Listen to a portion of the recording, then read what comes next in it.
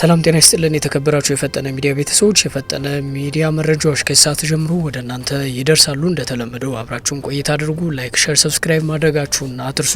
ወደ መረጃዎቹ እናልፋለን።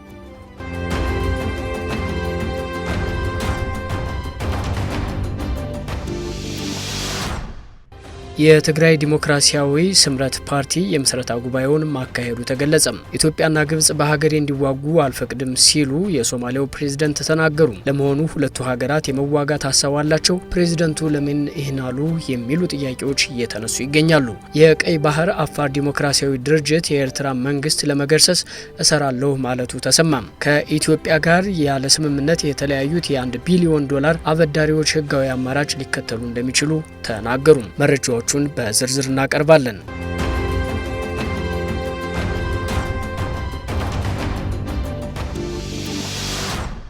የትግራይ ዲሞክራሲያዊ ስምረት ፓርቲ የምስረታ ጉባኤውን ማካሄዱ ተገለጸ።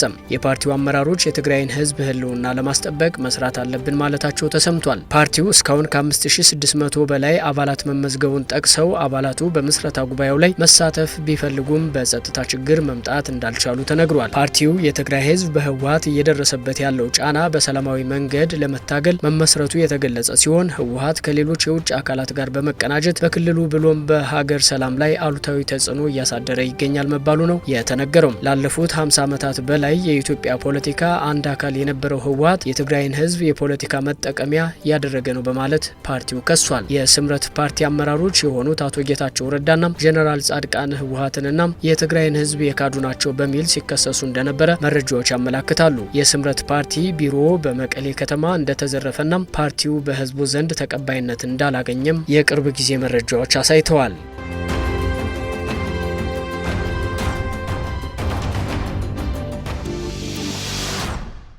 ኢትዮጵያና ግብጽ በሀገሬ እንዲዋጉ አልፈቅድም ሲሉ የሶማሌው ፕሬዝዳንት ተናገሩ። የሶማሌው ፕሬዝዳንት ሀሰን ሼክ መሐመድ በሀገራቸው በሰላም ማስከበር ላይ የሚሰማሩ የኢትዮጵያና የግብጽ ወታደሮች ወደ ግጭት ሊገቡ የሚችሉበት ምክንያት እንደሌለ በመግለጽ የውክልና ጦርነት አይኖርም ሲሉ መናገራቸው ተሰምቷል። በሁለቱ ሀገራት መካከል በሶማሊያ ምድር የሚካሄድ ጦርነት እንደማይኖርና ሶማሊያም ይህንን እንደማትፈቅድ ማሳወቃቸው ነው የተነገረው።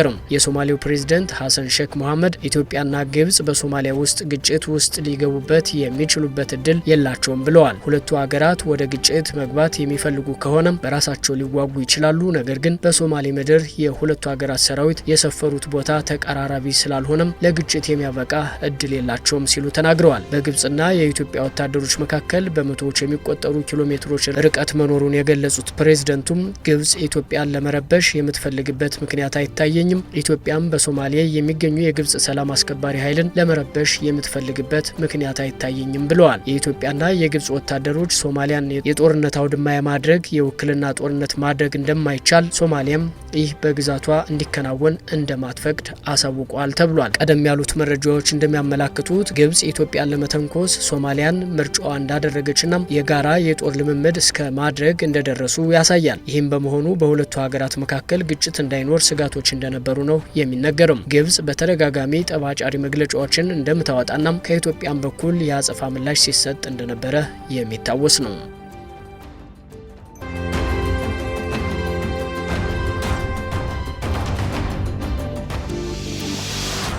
የቀይ ባህር አፋር ዲሞክራሲያዊ ድርጅት ለ3 ወራት ሲሰለጥኑ የነበሩ የሰራዊት አባላትን መመረቃቸውን ተከትሎ ባወጣው መግለጫም የተመረቁትን ሰራዊት ዲሲፕሊን፣ ቁርጠኝነትና ስኬት ጨቋኙን የኤርትራ መንግስት ለመመከት የሚያስችል ዲሲፕሊን ያለው ወታደራዊ ኃይል ለመገንባት ያለውን ቁርጠኝነት የሚያሳይ ነው ብሏል። የቀይ ባህር አፋር ዲሞክራሲያዊ ድርጅት የቀይ ባህርን የአፋር ህዝብ መብት ለማስጠበቅና ሙሉ በሙሉ የራስን እድል በራስ የመወሰን አስፈላጊ ከሆነም የመገንጠል መብትን ለማረጋገጥና ህብረተሰቡን ግዳጅ መፈናቀልና ብሔር ተኮር ጥቃት ለመከላከል ያለውን ቁርጠኝነት አጠናክሮ እንደሚቀጥል ድርጅቱ በመግለጫው ገልጿል። ድርጅቱ የአምባገነኑ የኢሳያስ አፈወርቂ አገዛዝ የሚያውቀው የጦር ቋንቋ ብቻ ነው። ከሱር ለመንቀልና የሁለቱንም አካላት መብት የምታከብር እያንዳንዱ ግለሰብና ቡድን ቦታውን አግኝቶ የሚበለጸግበትን ኤርትራ ለመገንባት ብቸኛው አማራጭ የትጥቅ ትግል ነው ማለቱ ነው የተሰማም። የቀጣዩ ምዕራፍ የድርጅቱን የባህር ኃይል አቅም ማዳበር የሚጠይቅ መሆኑን የገለጸው መግለጫው አሁን አሁን ባለው የፖለቲካና ወታደራዊ መስፈርት መሰረት የሰለጠነና የታጠቀ የባህር ኃይል ለማቋቋም እየተሰራ መሆኑን አረጋግጧል። የኢሳያስ አፈወርቂና የዘረኛው አገዛዝ ቀጣይነት ለኤርትራ ሕዝብ ብቻ ሳይሆን ለጎረቤት ሀገራትና ለዋና ዋና ዓለም አቀፍ ፍላጎቶች ስጋት ፈጥሯል ብሏል ድርጅቱ በመግለጫው። በቀይ ባህርና በአፍሪካ ቀንድ አካባቢ መረጋጋትና ሰላም እንዳይኖር የኢሳያስ መንግስት ዋነኛ እንቅፋት ነው ሲል የከሰሰው ድርጅቱ የጎረቤት ሀገራትና የዓለም አቀፉ ማህበረሰብ ይህንን ስጋት ተገንዝበው ይህንን ግፈኛ መንግስት ለመጣል የኤርትራ ኃይሎች ድጋፍ እንዲያደርጉ ጠይቋል። ሁሉም የኤርትራ ተቃዋሚ ድርጅቶች ጠንካራና ተደማጭነት ያላቸው ድርጅቶችና ፓርቲዎች ባካተቱት የኤርትራ የፖለቲካ ኃይሎች ጥላ ስር እንዲቀላቀሉም የኤርትራን የጭቆናና የግፍ አገዛዝ ለመጋፈጥ የሚያስችል የጋራ ግንባር እንዲመሰርቱ ድርጅቱ ጥሪ ማቅረቡ ነው የተነገረው። የቀይ ባህር አፋር ዲሞክራሲያዊ ድርጅት ፍላጎት ምንድን ነው? ድርጅቱን የወከለው ማን ነው? ለማን ነው የሚዋጋው? ኢትዮጵያ እንደ ሀገር ማድረግ ያለባትን እንደ ድርጅትና እንደ ክልል የሚደረገው ድንፋታም ተገቢነት የለውም የሚሉ ትችቶች እየተሰነዘሩ እንደሚገኙ ለማወቅ ተችሏል።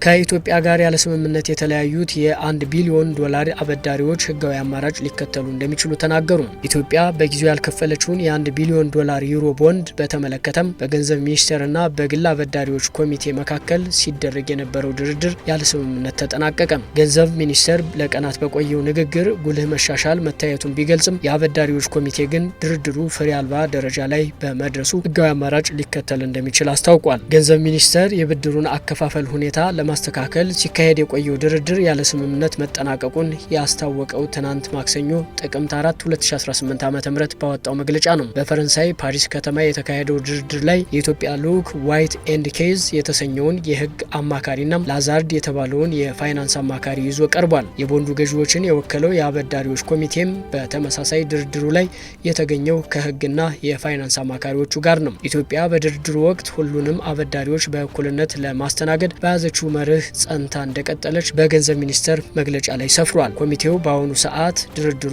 ፍሬ አልባ ደረጃ ላይ ነው የሚል ድምዳሜ ላይ መድረሱንም ተናግሯል። የህግ እርምጃን ጨምሮ ሁሉንም አማራጮች እያጤነ መሆኑን እንዳስታወቀም ሮይተርስ ዘግቧል። የተከበራችሁ የፈጠነ ሚዲያ ቤተሰቦች መረጃዎቻችን የተመለከታችኋቸውን ይመስሉ ነበረ። የፈጠነ ሚዲያን የፌስቡክና የቲክቶክ ቻናልን ፎሎ በማድረግም ቤተሰብ ሁኑ። ላይክ፣ ሼር፣ ሰብስክራይብ ማድረጋችሁን አትርሱ። አብራችሁን ቆይታ ስላደረጋችሁ እናመሰግናለን።